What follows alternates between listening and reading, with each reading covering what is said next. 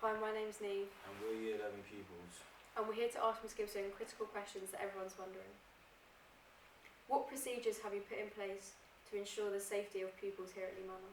So the things we put in place after Boris's announcement yesterday, which actually placed us in an unsafe position because we didn't know what he was going to say, is that we've looked at making sure that we're able to provide a safe provision for our most vulnerable students. It wasn't clear what was determined to be vulnerable. There was some talk about it being students with education healthcare plans.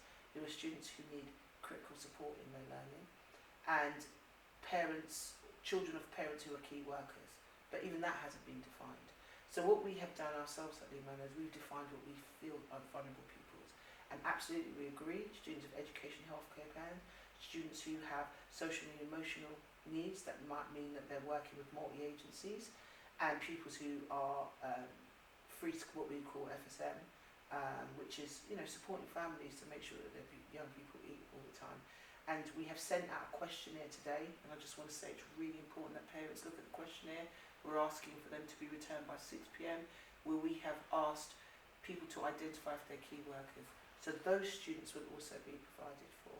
We, from the information we currently have, we are on 273 students, but with the key workers that could go up, and I would envisage it will go up to about 400 or 500 students. We have planned our staffing around those numbers, and we planned the curriculum that we will provide for those numbers. So we've had to plan today a new curriculum because we don't know how many numbers we're going to get. It's going to be mixed.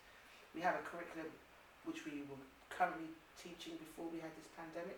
We have a curriculum for pupils working at home. There's a lot of planning, and that's how we'll safeguard. And we're going to make sure food is available. The school day will run from 8:30 to 3 p.m, and there will be breakfast at 8:30 in the morning, and obviously we will be providing lunch. What measures have you put in place for the safety of your staff? For the safety of my staff, unfortunately, I haven't. And the reason why I haven't is that because we can't. Boris, or rather the Prime Minister, has said that schools are safe, although he's closing them because he wants to slow the upward trajectory. He has also said that pupils get a mild form of COVID-19, but he hasn't said whether staff get a mild form. So we're following government advice in terms of staff self-isolating. We looked at people working remotely from home, which gives people time to rest. We've looked at whether if our staff have to work from home, for instance, that we've got clear protocols around it, but it does give them an opportunity to not be so stretched, because at the moment we're operating on about 30% staff at the moment, and so we're very, very stretched. So that's one of the ways. We have a lot of additional staff that we can use to provide additional support. A lot of universities have closed down, and that means that we have an opportunity to employ some university students to come in and to support in a LSA capacity, and that helps to support safeguarding and the well-being of the staff. On a political level, on a personal political level, I think that this is a time to start lobbying and saying that staff who are working with young people should really be tested. How do you intend to reward each individual GCSE student with their qualifications? I have no idea. I mean, obviously we're going to look at the obvious stuff, such as the mock exams. Is that completely fair? I don't feel so, because you would have got your results and you would have been on an upward trajectory, and what would have happened is after these set of results coming in, we would have put in intensive support to close the gaps, all the work that we've been doing with you before, but you still have those couple of months that we had left would have been enough to see people move significantly by just closing those small gaps, which has been a lot of work that we've been doing around the curriculum. And so we wait to be directed. The most important thing is that Year 11s, and I'll look in the camera, Year 11s, it's not the end of the year. You still have work to do. So what we are going to be doing is making sure that you close that gap, because if we don't close that gap and we break that upward trajectory, you will be going to college with gaps in your knowledge. And so they're going to expect you I don't know, at a level a 5 and above, to know so much in order to be successful in certain courses. So regardless to that, we have to make sure that your knowledge base closes that gap, and that's what we will do. What will Lea Manor put in place for the student to improve the subject knowledge? Well, that basically, so teachers will be planning. So whether teachers are self-isolating, as long as they are well enough or haven't been diagnosed that they have COVID-19, but at the same time they have to stay home, because of families, and they are able to produce work, all the lessons will be planned. We've pretty much planned Year 11 anyway, it's done.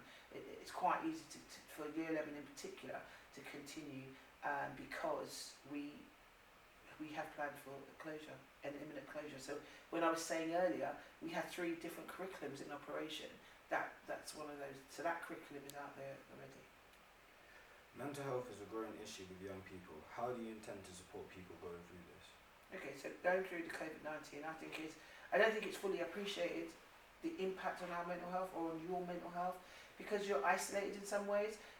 You'll be able to meet up as friends, but that security that you get from school is gone, and that socialisation is gone, and it's really sad.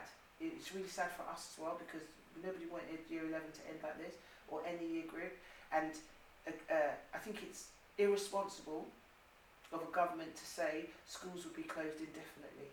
It would have been easier on our mental health if it was said we will be closed for the next 3 weeks and then we will review.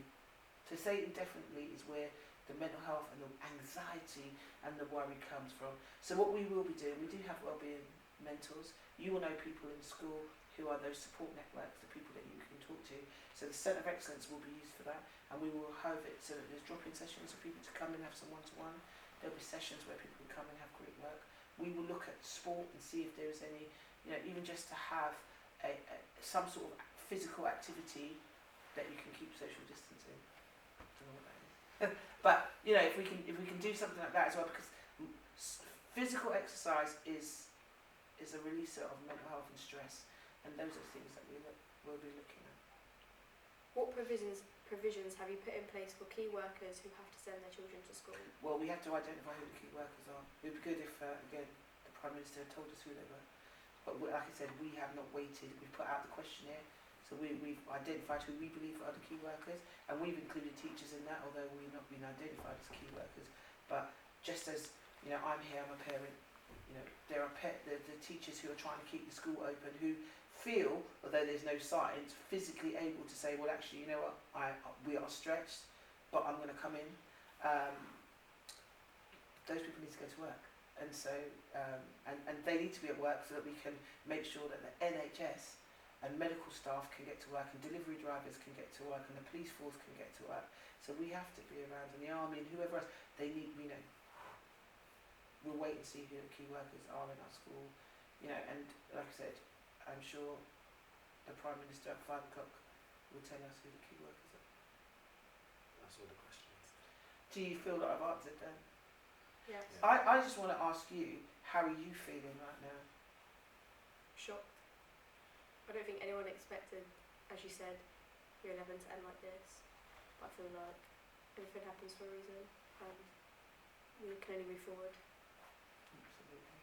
Yeah, it's kind of frustrating that we won't be able to finish Year 11 how it's supposed to finish, but yeah, that's what the government put in place. But yeah. And what would you want to say to your fellow Year 11 pupils? What would you like to say to them if you had the opportunity to talk to them? Not sure. I think everyone feels the same. Everyone's shocked, and I feel like we can only go up from here. The only way is up from here, and I feel like with what's been put in place, like we kind of have to accept that. Although we miss out on a lot, of the key things of our childhood. We can only go by what the government say, and hope that maybe later on we can make arrangements to kind of fulfil them. Yeah, it is a big setback, but we have to keep working. And I agree 100%. It's great. So I think that was really positive, and I thank you for coming in and helping to do this, because I think sometimes when we read a letter, it doesn't have the same heart, does it, or the same passion, that and understanding that when we sit face to face, yeah. Excellent, Mhm. thank you very much. Thank you for answering our questions. You're welcome.